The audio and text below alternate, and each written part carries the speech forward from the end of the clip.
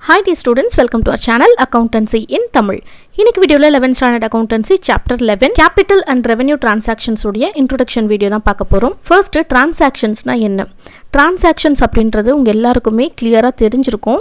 ஒரு business concernல நடக்கக்கூடிய விஷயங்கள் எல்லாத்தையுமே நம்ம transaction சொல்லுவோம். For example, இப்போ நம்ம கிட்ட இருக்கிற goods-ஐ நம்ம சேல் பண்றது, நம்ம businessக்கு தேவையான goods-ஐ purchase பண்றது, நமக்கு businessக்கு தேவையான சில assets வந்து purchase பண்றது and day to day life-ல நடக்கக்கூடிய expenditures, incomes எல்லாத்தையுமே நம்ம transactions அப்படின்னு சொல்லுவோம். இந்த transactions எல்லாத்தையுமே நம்ம accounting-ல calculate பண்றதுக்கான main objective ஒரு business concern உடைய financial position என்ன அப்படின்றத தெரிஞ்சுக்கிறதுக்கு தான். நெக்ஸ்ட் சாப்டர் ஃபைனல் அக்கவுண்ட்ஸ்ல நீங்க பாப்பீங்க ஒரு business concern உடைய financial position எப்படி நம்ம தெரிஞ்சுக்கிறது பேலன்ஸ் ஷீட்டை வச்சு அப்படின்றத நீங்க நெக்ஸ்ட் சாப்டர்ல பாப்பீங்க. இப்போ நம்ம பிசினஸ்ல நடக்கக்கூடிய டிரான்சாக்ஷன்ஸ்ல நமக்கு சில டிரான்சாக்ஷன்ஸால பெனிஃபிட்ஸ் இருக்கும். அந்த பெனிஃபிட்ஸ் ஒன் அக்கவுண்டிங் பீரியடுக்கு மட்டும் இருக்கும். சில பெனிஃபிட்ஸ் பார்த்தீங்கன்னா மோர் தேன் ஒன் அக்கவுண்டிங் பீரியட் இருக்கும். ஒன் அக்கவுண்டிங் பீரியட் அப்படின்றது இப்போ கரண்டா இருக்கிற அக்கவுண்டிங் பீரியட் 1 year, ஓகேவா? மோர் தேன் ஒன் அக்கவுண்டிங் பீரியட்னா 1 or 2 yearsக்கு அதோட பெனிஃபிட்ஸ் வந்து இருக்கும். 2 years or more years, ஓகேவா? அதோட பெனிஃபிட்ஸ் இருக்கும். அதே மாதிரி தான் எக்ஸ்பென்சஸும், அதாவது நம்ம கம்பெனியில் நடக்கக்கூடிய expenses, for example salaries, rent, இதெல்லாம் வந்து நம்ம மாதம் நம்ம பே பண்ணுவோம். இப்போ சேலரிஸ் வந்துட்டு நம்ம ஒர்க்கர்ஸ்க்கு நம்ம மந்த்லி கொடுப்போம். அதே மாதிரி ரெண்ட் மந்த்லி நம்ம வந்து பே பண்ணுவோம் இல்லையா? ரெண்ட் இது இந்த மாதிரி மந்த்லி நடக்கிறது ஒன் அக்கௌண்டிங் பீரியடில் அடிக்கடி ரெக்கரிங் இன் நேச்சர், அடிக்கடி நடக்கிறது. ரெக்கரிங்னா என்னது? அடிக்கடி நடக்கிறது, ஓகேவா? ஸோ ரெக்கரிங் இன் நேச்சர் அப்படின்னா அது வந்து ரெவென்யூ எக்ஸ்பெண்டிச்சர். இதுவே எப்போவாவது ஒரு தடவை நடக்கிறது. ஃபார் எக்ஸாம்பிள் 2 years ஒன்ஸ் இல்லை 3 years ஒன்ஸ் இந்த மாதிரி எப்போயாவது நடக்குது பார்த்தீங்களா?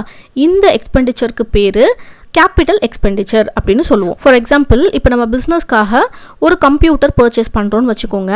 அந்த கம்ப்யூட்டரை நம்ம மந்த்லி பர்ச்சேஸ் பண்ணுவோமா? நம்ம பிஸ்னஸ்க்காக ஒரு தடவை தான் பர்ச்சேஸ் பண்ணுவோம். நம்ம ஒரு தடவை பர்ச்சேஸ் பண்ணதே நம்மளுக்கு நிறைய வருஷம் அது வந்து யூஸ் ஆகும், கரெக்டாக? ஸோ அந்த அசட்டை பர்ச்சேஸ் பண்ணுறோம் இல்லையா? இதுக்கு பேர், அந்த அசட்டை பர்ச்சேஸ் பண்ணுறதுக்கு ஆகக்கூடிய செலவு இருக்கு இல்லையா?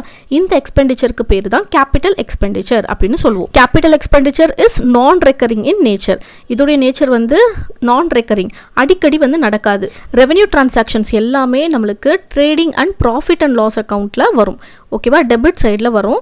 அண்ட் கேபிட்டல் ஐட்டம்ஸ் எல்லாமே நம்மளுக்கு பேலன்ஸ் ஷீட்டில் ஷோ ஆகும். Next considerations in determining capital and revenue expenditures. இப்போ ஒரு பிஸ்னஸ் இருக்குன்னு வச்சுக்கோங்க. அந்த பிஸ்னஸ்க்கு தேவையான கூட்ஸை பர்ச்சேஸ் பண்ணுறாங்க, அடிக்கடி பர்ச்சேஸ் பண்ணிக்கிட்டே தான் இருப்பாங்க, ஓகேவா? அது வந்து ரெவென்யூ எக்ஸ்பெண்டிச்சர். இதுக்கு ஒரு எக்ஸாம்பிள் கொடுத்துருக்காங்க பாருங்க. அ trader who is dealing in furniture, அதாவது ஒரு ஃபர்னிச்சர் வச்சு பிஸ்னஸ் பண்ணுறாரு. ஸோ அவர் பர்ச்சேஸ் பண்ணிக்கிட்டே இருப்பார் ஃபர்னிச்சரை. ஸோ இதுக்கு பேர் வந்து ரெவென்யூ டிரான்சாக்ஷன். ஏன்னா அவரோட பிஸ்னஸை டே டு டே ரன் பண்ணணும் இல்லையா? ஸோ அதுக்காக அவர் வந்து பர்ச்சேஸ் பண்ணுறாரு. ஸோ இதை வந்து அடிக்கடி நடக்குது, அதனால இது வந்து ரெவென்யூ டிரான்சாக்ஷன். இப்போ இதுவே வேற ஏதாவது ஒரு பொருள், அதாவது ஒரு அசட்டை அவர் பர்ச்சேஸ் பண்ணுறாரு அப்படின்னா அது வந்து கேபிட்டல் எக்ஸ்பெண்டிச்சர் அப்படின்னு சொல்லணும். ஏன்னா அப்பப்போ அதை வந்து வாங்க மாட்டார். ஃபார் எக்ஸாம்பிள் கம்ப்யூட்டரே வச்சுக்கோங்களேன், அது வந்து அப்பப்போ வாங்க மாட்டார். ஒரு தடவை வாங்கினார் அப்படின்னா அது நிறைய நாளைக்கு யூஸ் பண்ண போறாரு. இப்போ உங்களுக்கு ஒரு டவுட் வரும், ஃபர்னிச்சர் அப்படின்றதே அசட் தானே, அப்போ ஏன் இதை வந்து நம்ம ரெவென்யூ எக்ஸ்பெண்டிச்சர் அப்படின்னு சொல்றோம் அப்படின்னு உங்களுக்கு டவுட் வரும். அதாவது இவர் வந்து ஃபர்னிச்சர்ல தான் டீல் பண்ணிட்டு இருக்காரு பிஸ்னஸே, ஓகேவா? ஸோ இவர் வந்து அப்பப்போ ஃபர்னிச்சர் வாங்குறாரு. அவரோட டே டு டே லைஃப்ல நடக்கக்கூடிய டிரான்சாக்ஷன் அப்படின்றதுனால இது ரெவென்யூ எக்ஸ்பெண்டிச்சர். இதுவே நான் வந்து வேற ஏதோ ஒரு பிஸ்னஸ் பண்றேன், ஃபார் எக்ஸாம்பிள் எலக்ட்ரானிக் கூட்ஸ்லாம் நான் வந்து சேல் பண்றேன் அப்படின்னு வச்சுக்கலாம். இப்போ என்னோட பிஸ்னஸ்க்காக நான் ஃபர்னிச்சர் வாங்குறேன்னா அது வந்து அசட், ஓகேவா? நான் ஒரு தடவை தான் வாங்க போறேன். ஆனால் இந்த பர்சன் வந்துட்டு அப்பப்போ வாங்குறாங்க, ஏன்னா அவர் வந்து ஃபர்னிச்சர்ல தான் டீல் பண்றாரு அவரோட பிஸ்னஸையே. ஸோ அதை வந்து நம்ம ரெவென்யூ எக்ஸ்பெண்டிச்சரா எடுத்துக்கணும். It depends upon the nature of business, ஓகேவா? அவங்க என்ன பிஸ்னஸ் பண்றாங்க அப்படின்றத பொறுத்து தான் இருக்கு. நெக்ஸ்ட் பாயிண்ட் பார்க்கலாம். இப்போ நம்ம ஒரு செலவு பண்றோம், எக்ஸ்பெண்டிச்சர் எதுக்கோ ஒன்று பண்றோம், அதுல இருந்து நம்மளுக்கு இன்கமோ ரெவென்யூவோ கிடைக்குது. அது வந்து இந்த இயருக்கு மட்டும் தான் கிடைக்குது அப்படின்னா அது வந்து ரெவென்யூ எக்ஸ்பெண்டிச்சர். இதுவே நம்ம பண்ற செலவுக்கான பெனிஃபிட் வந்துட்டு நம்மளுக்கு மோர் தேன் 1 year or 2 yearsக்கு மேலே நம்மளுக்கு கிடைக்க போகுது அப்படின்னா அது வந்து capital expenditure. For example revenue எக்ஸ்பெண்டிச்சருக்கு சேலரி எடுத்துக்கலாம். சேலரி அப்படின்றது மந்த்லி நம்ம கொடுத்தாதான் நம்ம ஒர்க்கர்ஸ் வந்து நம்மளுக்காக ஒர்க் பண்ணுவாங்க, ஓகேவா? அதாவது ஜான்வரி மந்த்துக்கு நம்ம ஒர்க்கர்ஸ் நம்மக்கிட்ட வேலை செய்கிறாங்க அப்படின்னா நான் அந்த ஜான்வரி மந்த்துக்கு சேலரி கொடுக்குறேன். ஸோ ஜான்வரி மந்த்துக்கு மட்டும்தான் எனக்கு நம்மளோட ஒர்க்கர்ஸ் கிட்டேருந்து எனக்கு பெனிஃபிட் கிடைக்குது. ஸோ இது வந்து ரெவென்யூ எக்ஸ்பெண்டிச்சர். இதுவே என்னோட பிஸ்னஸ்க்காக நான் ஒரு மெஷினரி வாங்குறேன்னு வச்சுக்கலாம். அந்த மெஷினரினால் எத்தனை இயர்ஸ் நம்ம வந்து கேல்குலேட் பண்ண முடியாது. எவ்வளோ வருஷம் வேணாலும் அந்த மெஷினரி வந்து நம்மளுக்கு யூஸ்ஃபுல்லாக இருக்கும். ஸோ அதனால் எனக்கு நிறைய இன்கம் வந்து கிடைக்கும். ஸோ இது வந்து லாங் ரனில் ப்ராசஸ் ஆகுது இல்லையா, இது வந்து கேபிட்டல் எக்ஸ்பெண்டிச்சர் அப்படின்னு சொல்லணும். நெக்ஸ்ட் பாயிண்ட், ஒரு அசட் இருக்குன்னு வச்சுக்கோங்க. அந்த அசட்டை நம்ம மந்த்லி மெயின்டைன் பண்ணணும். ஸோ மந்த்லி நம்ம மெயின்டைன் பண்ணுறதுக்கான செலவுகள் எல்லாமே ரெவென்யூ எக்ஸ்பெண்டிச்சர். ஏன்னா அதை நம்ம மந்த்லி பண்ண போகிறோம். இதுவே அந்த மெஷினரியில் ஒரு மேஜரான ரிப்பேர் இருக்குது, அந்த ரிப்பேரை நான் சரி பண்ணேன் அப்படின்னா என்னோட ப்ரொடக்ஷன் இன்னுமே அதிகரிக்கும் அப்படின்னா அது வந்து கேபிட்டல் எக்ஸ்பெண்டிச்சர். அது எப்பயுமே நடக்க போகிறது கிடையாது. அந்த ரிப்பேர் எப்பயாவது தான் அந்த மெஷினரியில் ஒரு ரிப்பேர் நடக்கும் இல்லையா. ஸோ இந்த மாதிரி எக்ஸ்பெண்டிச்சர்ஸ் எல்லாமே நம்மளுக்கு கேபிட்டல் எக்ஸ்பெண்டிச்சர் அப்படின்னு சொல்லணும். நெக்ஸ்ட், கிளாசிஃபிகேஷன் ஆஃப் எக்ஸ்பெண்டிச்சர்ஸை நம்ம 3 டைப்ஸில் கிளாசிஃபை பண்ணலாம்.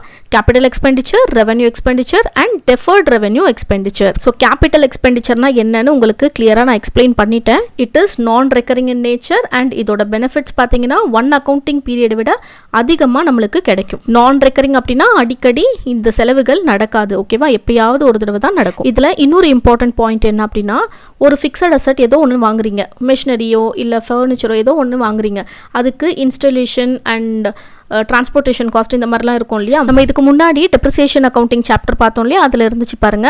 ஒரு மெஷினரி வாங்கணும்னா அதுக்கு installation cost, transportation cost, fried charges இந்த மாதிரி நிறைய இருக்கும். இந்த மாதிரி சார்ஜஸ் இருந்தாலுமே அதை வந்து நம்ம கேபிட்டல் எக்ஸ்பெண்டிச்சர்னு தான் சொல்லணும்.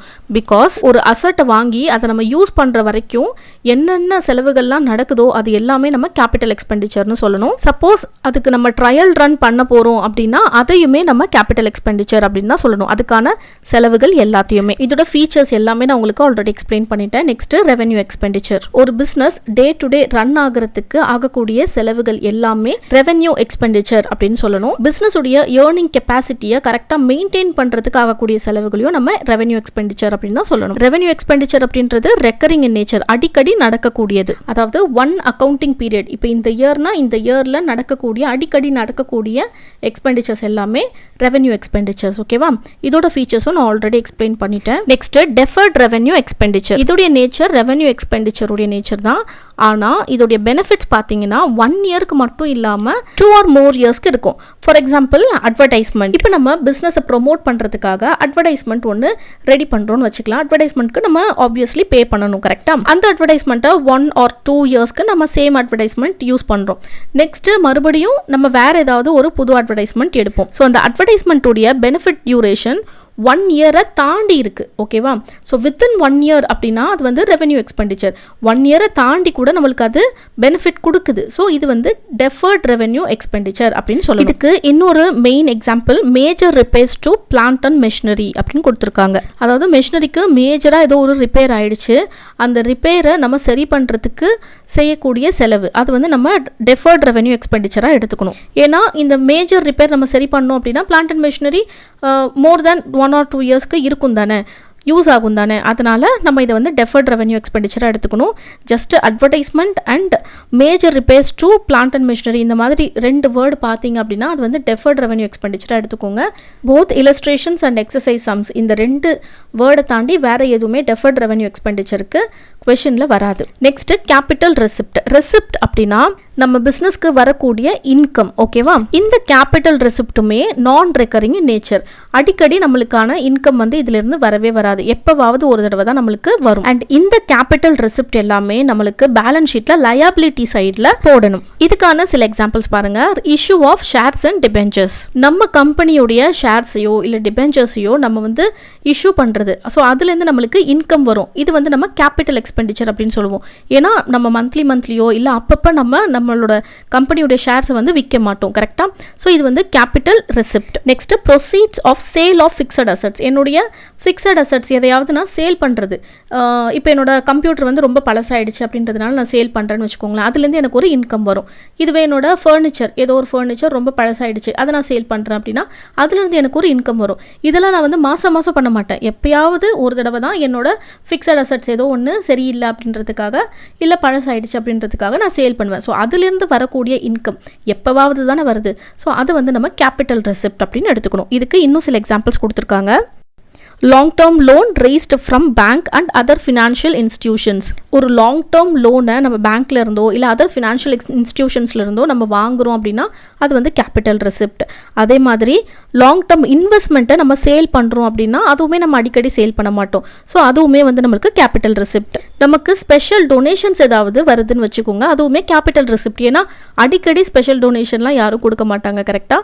ஸோ இதுவுமே நம்மளுக்கு capital receipt. Next revenue receipt பற்றி பார்க்கலாம். நம்ம பிஸ்னஸோடைய டே டு டே லைஃப்பில் நமக்கு கிடைக்கக்கூடிய சின்ன சின்ன ரெசிப்ட்ஸ் அமௌண்ட்ஸ் எல்லாமே நம்ம வந்து ரெவென்யூ ரெசிப்ட் அப்படின்னு சொல்லுவோம். இந்த ரெவென்யூ ரெசிப்ட்ஸோடைய அமௌண்ட் எல்லாமே பார்த்தீங்கன்னா ரொம்ப சின்ன சின்னதாக தான் இருக்கும். மோரோவர் இது எல்லாமே அடிக்கடி நடக்கக்கூடியது. இது வந்து ரெக்கரிங் இன் நேச்சர், அதாவது மாதமோ இல்லை 2 மாதத்துக்கு ஒரு தடவை 3 மாதத்துக்கு ஒரு தடவை இந்த மாதிரி வரக்கூடிய இன்கம்ஸ் எல்லாத்தையுமே நம்ம ரெவென்யூ ரெசிப்ட்ஸ் அப்படின்னு சொல்லணும். இதுக்கான சில எக்ஸாம்பிள்ஸ், நம்ம கிட்ட இருக்கிற கூட்ஸை நம்ம சேல் பண்ணுறோம், நம்ம டெய்லி தான் சேல் பண்ணுவோம் இல்லையா? ஸோ இது வந்து நம்மளுக்கு ரெவென்யூ ரெசிப்ட். அதே மாதிரி இன்ட்ரெஸ்ட் ஆன் இன்வெஸ்ட்மெண்ட்ஸ் ரிசீவ்டு, நம்ம ஏதோ ஒரு பேங்க்ல ஒரு அமௌண்ட் வந்து இன்வெஸ்ட்மெண்ட் பண்ணி வச்சிருக்கோம், ஸோ அதுக்கு நம்மளுக்கு இன்ட்ரெஸ்ட் வருது, மாதம் வரும் தானே? ஸோ அதுவுமே நம்மளுக்கு ரெவென்யூ ரெசிப்ட். ரெண்ட் ரிசீவ்டு, நம்மளுடைய ஒரு பில்டிங்கை நம்ம ரெண்ட்டுக்கு விட்டுருக்கோம், ஸோ மாதம் அதுக்கு ரெண்ட் வரும். ஸோ மாதம் நடக்கக்கூடியது இதெல்லாமே நம்மளுக்கு ரெவென்யூ ரெசிப்ட். அதே மாதிரி dividend from investments in shares, இப்போ நம்ம ஷேர்ஸில் இன்வெஸ்ட்மெண்ட் பண்ணியிருக்கோம், ஸோ அதுக்கான டிவிடெண்ட் நம்மளுக்கு ரிசீவ் ஆகும். அதுவுமே மந்த்லி ஆர் 6 months ஒன்ஸ் இந்த மாதிரி நம்மளுக்கு ரிசீவ் ஆகுது இல்லையா? ஸோ இதுவுமே நம்மளுக்கு வந்து ரெவென்யூ ரெசிப்ட் அப்படின்னு சொல்லணும். Next examples of capital and revenue ஐட்டம்ஸ்னு ஒரு டேப்லர் காலம் கொடுத்துருக்காங்க. இதை நீங்கள் பார்த்துட்டீங்க அப்படின்னாலே உங்களுக்கு சம் போடுறது ரொம்ப ரொம்ப ஈஸி. நான் இதை உங்களுக்கு எக்ஸ்பிளைன் பண்ணுறேன். ஃபர்ஸ்ட்டு கேபிட்டல் எக்ஸ்பெண்டிச்சர் பற்றி பார்க்கலாம். இதெல்லாமே தான் உங்களுக்கு சம்மில் வரும், ஓகேவா? ஸோ கவனமாக கவனிங்க. First purchase cost of fixed assets. நான் இப்போ ஒரு ஃபிக்ஸட் அசெட் வாங்க போகிறேன் அப்படின்னா அதுக்கு ஆகக்கூடிய எக்ஸ்பெண்டிச்சர் பர்ச்சேஸ் காஸ்ட் இருக்கு இல்லையா, அதுக்கு நான் செலவு பண்ணுறேன். ஸோ அந்த செலவு வந்து கேபிட்டல் எக்ஸ்பெண்டிச்சர். ஏன்னா ஃபிக்ஸட் அசெட் எனக்கு நிறைய வருஷம் பெனிஃபிட்ஸ் கொடுக்குது இல்லையா? ஸோ இது வந்து capital expenditure. Next purchase cost of long term investments. ஒரு லாங் டேர்ம் இன்வெஸ்ட்மெண்ட்டுக்கு நான் அமௌண்ட் வந்து ஸ்பெண்ட் பண்ணியிருக்கேன் அப்படின்னா அதுவுமே எனக்கு மோர் தென் 2 or 3 yearsக்கு எனக்கு வந்து அதோட பெனிஃபிட்ஸ் இருக்கும். ஸோ அதுவுமே capital expenditure. Expenses to increase the earning capacity of fixed assets. இப்போ ஒரு மெஷினரி இருக்குது, இந்த மெஷினரியை நான் இன்னும் கொஞ்சம் பூஸ்டப் பண்ணுறதுக்காக ஏதோ ஒரு செலவு பண்ணணும் அப்படின்னா அந்த செலவு நான் பண்ணுறேன் இல்லையா? ஏன்னா எனக்கு வந்து ஏர்னிங் கெப்பாசிட்டி அதிகமாகுது. ஸோ இதுவுமே capital expenditure. Next, loan given to outsiders. நான் அவுட்சைடர்ஸ் ஒரு சில பேருக்கு லோன் ப்ரொவைட் பண்ணியிருக்கேன் அப்படின்னா அந்த லோனை அவர் திருப்பி கொடுக்குற வரைக்கும் எனக்கு அதுலேருந்து பெனிஃபிட்ஸ் கிடச்சிட்டே இருக்கும். ஸோ இதுவுமே capital expenditure. Next cost of acquisition of goodwill, copyright, trademark etcetera. Goodwill, copyright, trademark இதெல்லாமே நம்மளுக்கு இன்டான்ஜிபிள் அசெட். ஸோ இதுவும் கம்பெனியுடைய அசெட் தான். ஸோ இதுக்கு ஆகக்கூடிய செலவுகளும் நம்மளுக்கு கேபிட்டல் எக்ஸ்பெண்டிச்சரில் தான் வரும். Next installation expenditure of fixed assets. ஒரு மெஷினரியை இன்ஸ்டலேஷன் பண்ணுறதுக்காக இருந்தாலும் சரி, டிரான்ஸ்போர்ட்டேஷன் காஸ்ட், ஃப்ளைட் சார்ஜஸ், இந்த மாதிரி எதுவாக இருந்தாலுமே அந்த மெஷினரியை நம்ம ஃபர்ஸ்ட் ரன் பண்ணுற வரைக்குமே அதுக்கான செலவுகள் எல்லாம் கேபிட்டல் எக்ஸ்பெண்டிச்சரில் தான் வரும்னு நான் ஆல்ரெடி உங்களுக்கு சொல்லியிருக்கேன். Next expenses incurred for trial run of a machinery. இதுவுமே நான் சொன்னேன் இல்லையா, ஒரு மெஷினரியை ட்ரையல் ரன் பண்ணி பார்க்கறதுக்கு ஆகக்கூடிய எக்ஸ்பெண்டிச்சர்ஸ்மே நம்மளுக்கு கேபிட்டல் எக்ஸ்பெண்டிச்சரில் தான் வரும். Next revenue expenditure. Maintenance expenses of fixed assets. நம்ம ஃபிக்ஸட் அசெட்ஸுக்கு மெயின்டெனன்ஸ்க்காக ஆகக்கூடிய செலவுகள் மந்த்லி பண்ணுவோம். ஃபார் எக்ஸாம்பிள் மெஷினரிக்கு நம்ம ஆயில் சர்வீஸ் பண்ணுறோம்னு வச்சுக்கோங்களேன். மந்த்லி ஆயில் சர்வீஸ் பண்ணால் தான் அந்த மெஷினரி கரெக்டாக ரன் ஆகும். ஸோ இது வந்து மந்த்லி நடக்குது அப்படின்றதுனால அது revenue expenditure. Next insurance premium. Insurance premium அப்படின்றது நம்ம மந்த்லி கட்ட போகிறோம், இல்லை 6 months ஒன்ஸ் வந்து நம்ம கட்டுவோம். ஸோ இது வந்து அடிக்கடி நடக்குது, ரெக்கரிங் இன் நேச்சர். ஓகே, நம்ம கம்பெனிக்கு அடிக்கடி நம்ம ஸ்டேஷனரி ஐட்டம்ஸ் ஏதாவது பர்ச்சேஸ் பண்ணுவோம் அண்ட் போஸ்டேஜஸ் எப்பயுமே நடக்கக்கூடியது தானே. ஸோ இதுவுமே நம்மளுக்கு அடிக்கடி நடக்கக்கூடியது.